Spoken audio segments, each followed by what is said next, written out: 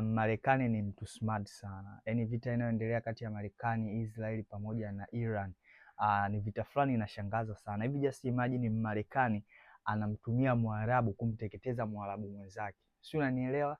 Yaani Marekani anamtumia Mwarabu kumteketeza Mwarabu mwenzake. Kwa sababu gani?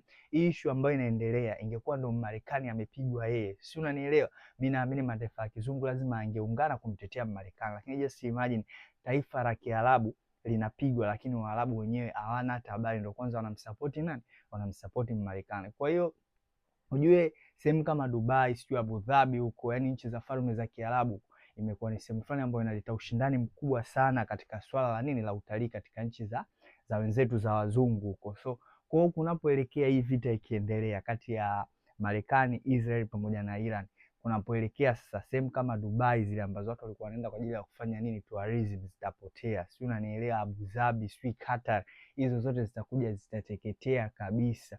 Kwa yani hii vita hii ni akili ya Marekani tu, anacheza na akili za Waarabu ili mradi kuwapromosha kiuchumi. Unajua kwamba Waarabu wamenyoka sana na uchumi wao upo juu sana. So yani huo ni uchambuzi wangu kidogo kulingana na mimi ninachoelewa. So usisahau kunifollow, like na kushare. Asante.